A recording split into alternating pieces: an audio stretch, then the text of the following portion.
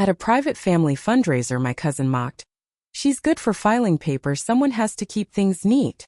I grinned and waited. Over 25 years, I quietly outmaneuvered him in every deal.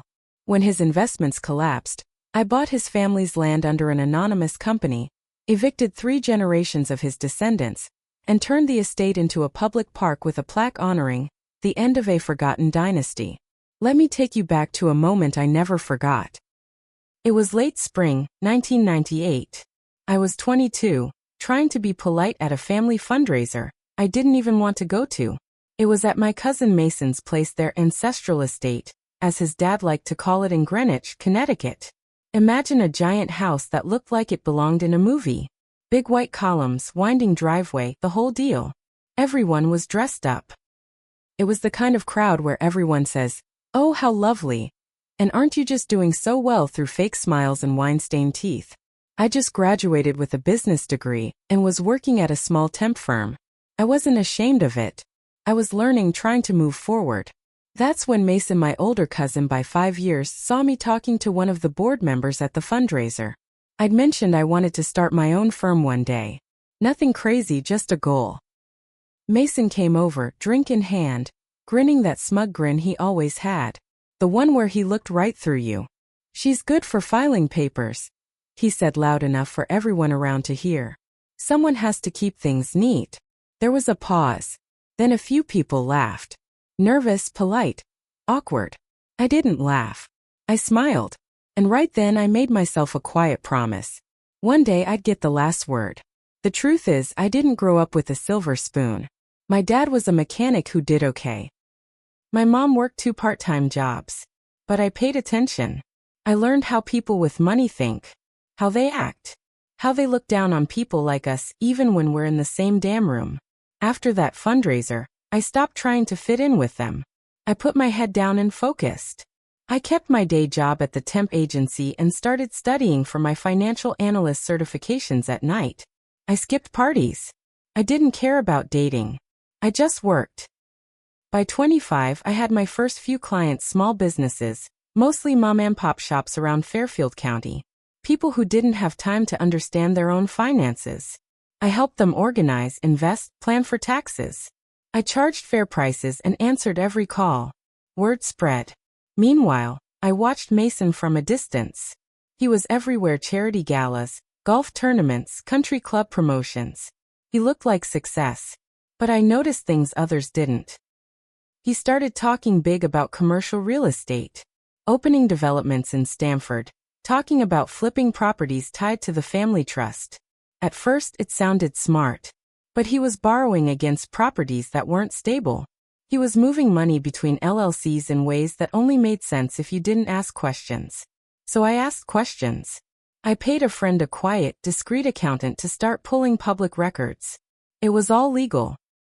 It's amazing what people ignore when they think no one's looking. Over the years, I kept building. I got married. Changed my last name. My firm grew. I opened a second office in Danbury. Then one in White Plains. I stayed under the radar. But I always kept a folder marked Mason Chandler. That file got thicker. Around 2018, Mason hit a wall. His Stamford project flopped. A local zoning board shot down his bid to turn the land into a shopping center. He tried to cover the losses with a bridge loan from a cousin's private equity group. He didn't know I was connected to that group through a mutual investor. He had no idea the consulting firm helping review his deals was partially owned by me. I stayed invisible. His dad passed away a year later, and with that came a mess of legal confusion. See, the Chandler estate wasn't properly structured. The land was in an old family trust from the 1940s, but a bunch of parcels were still in individual names. Some had unpaid taxes. Some were sitting on toxic soil from a pesticide company in the 60s. I bought debt where I could. Quietly. Through a Delaware holding company. I hired a law firm with no ties to my name. One by one, I got control of liens, notes, and defaulted assets tied to the Chandler family. By the time 2023 rolled around, the estate was a minefield. Mason tried to hold it all together. He was still living in the main house with his mother, his son, and his grandkids. They had no idea how close they were to losing it all. Then the market dropped. Interest rates climbed. And Mason's whole empire started cracking. It happened fast. He defaulted on a restructuring loan. The land trust was forced into arbitration. And the LLC holding the controlling debt? That was me. I sent the eviction notice through my legal team. I didn't sign it personally. I didn't show up. They had 90 days to vacate. His lawyers begged for an extension. His mom called former board members. His son went on local radio trying to plead their case. It didn't matter. Everything was clean. Everything was legal. They moved out one cold morning in February. I watched from a black SUV parked up the road behind tinted glass. No one noticed. They drove away in silence. 3 generations. Gone. That night, I walked the edge of the property. I stood where the porch used to be. I didn't cry. I didn't cheer. I just stood still and let the quiet speak for itself. I didn't sell the land. I could have flipped it for millions. But that would have been too easy. Instead, I filed paperwork with the town to donate it under a new nonprofit. We partnered with the local land trust and created a public park. Nature trails. Community garden. Dog park. I used the stones from the old house to build walking paths. Mason's great-grandfather's name was still etched into a few bricks. I left them in the dirt. And right at the front entrance I had a plaque installed. Not big. Just enough to make people stop and think. This park is dedicated to the memory of endings.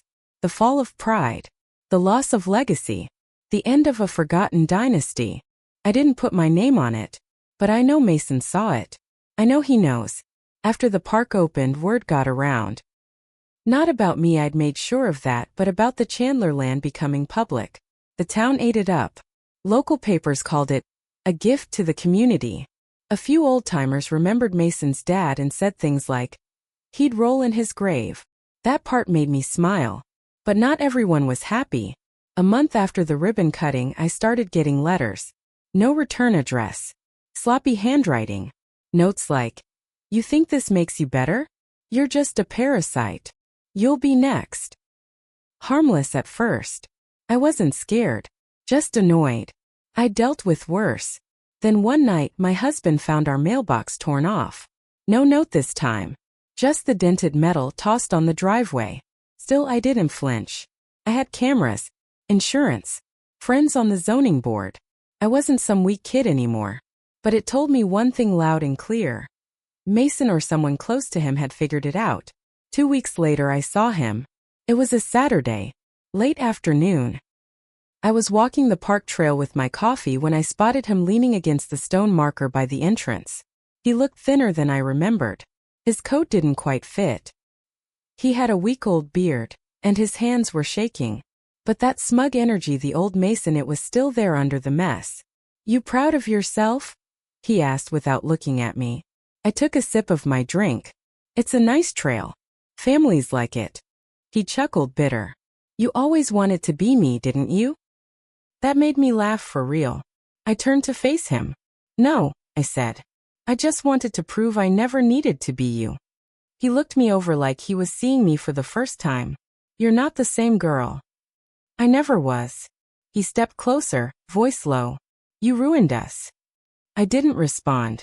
There wasn't anything left to say. He leaned in like he wanted to say more, maybe even threaten me. But he didn't. He just shook his head and walked away, disappearing down the street with his hands in his coat pockets. After that, things got louder. His son, Eric, started posting on social media long rants about betrayal in the family, accusing a jealous relative of stealing land from their bloodline. He never used my name, but people started guessing. One reporter even called me wanting a quote. I said nothing.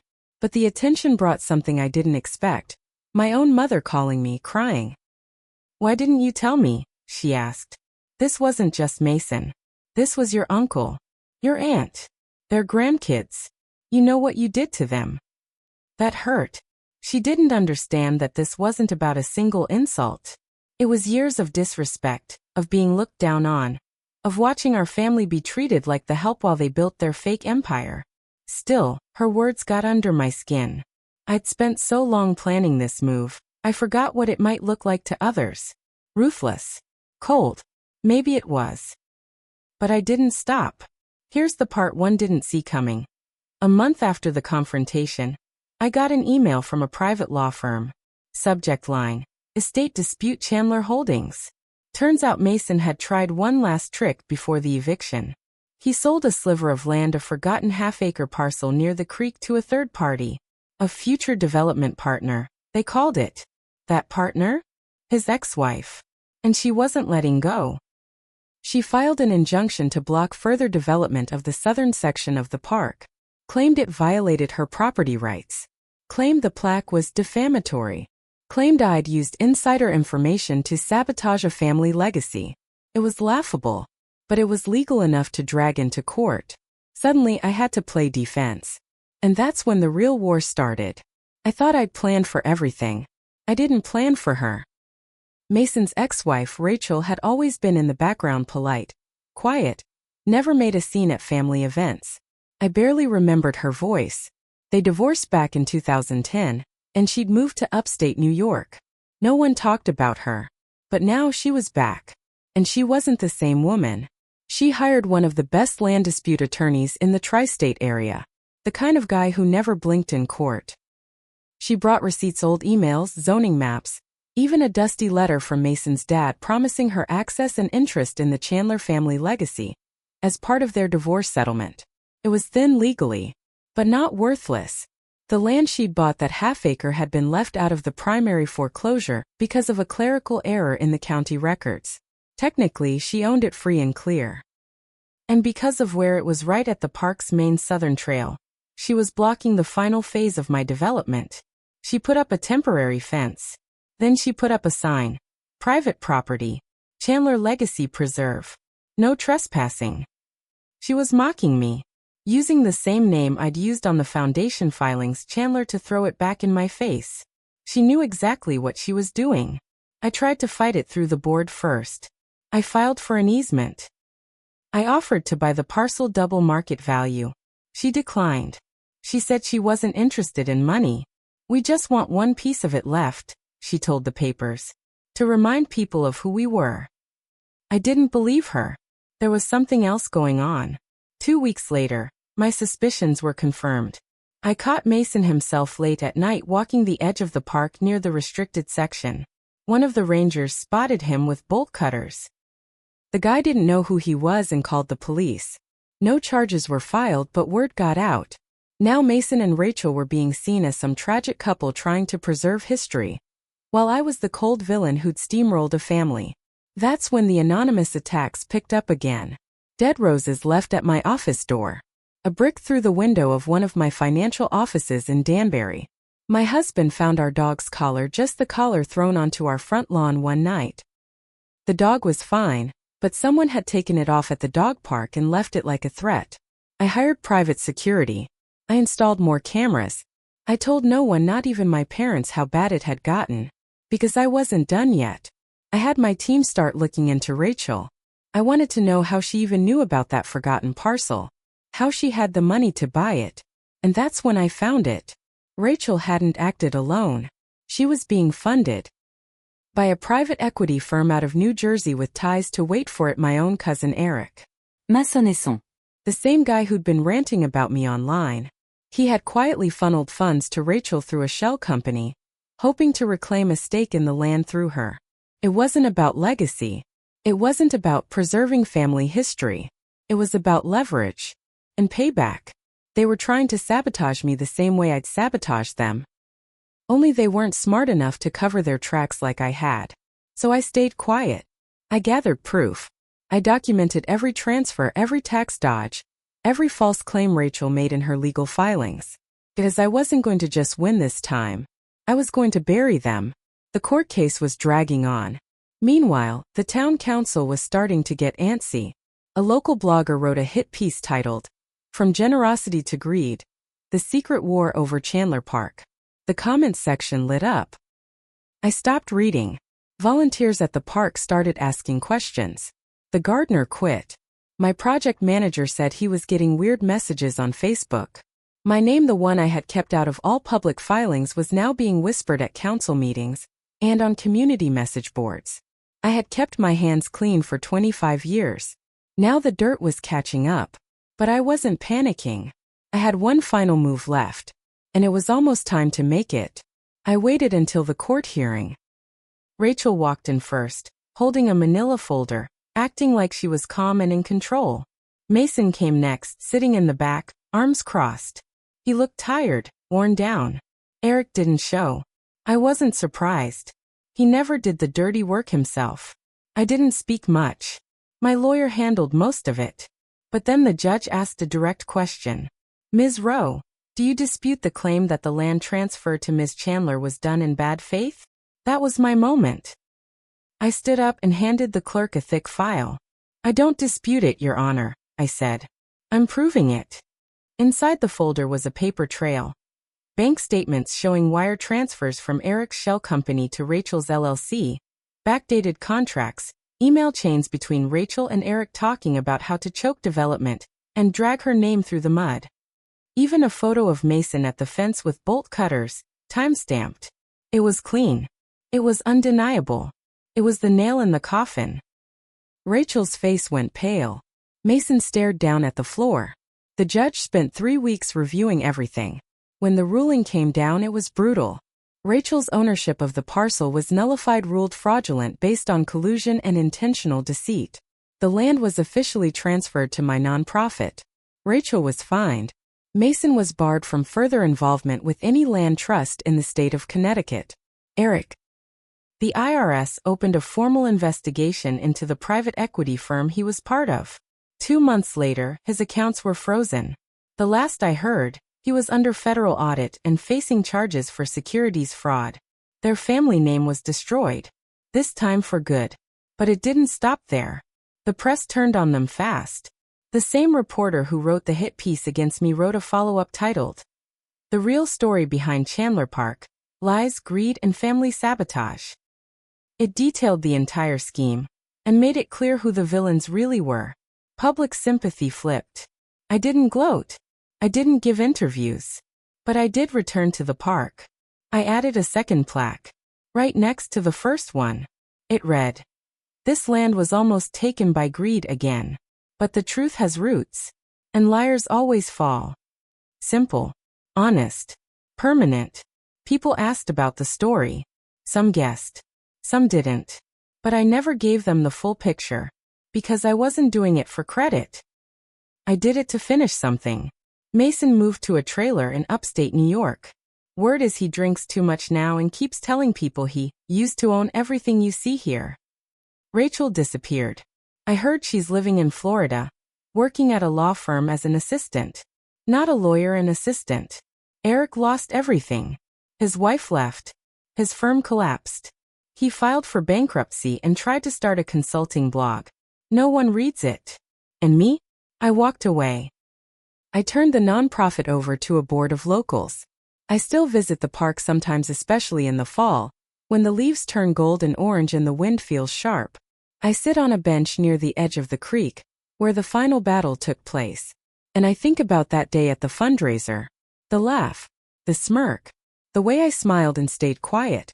If you'd told that girl that she would one day own the land those people mocked her from, she wouldn't have believed you. But it happened. Because I stayed steady. Because I waited. Because I never forgot. This story didn't end with applause. It ended with silence. And in that silence, I found peace. And they found out what happens when you underestimate the wrong girl.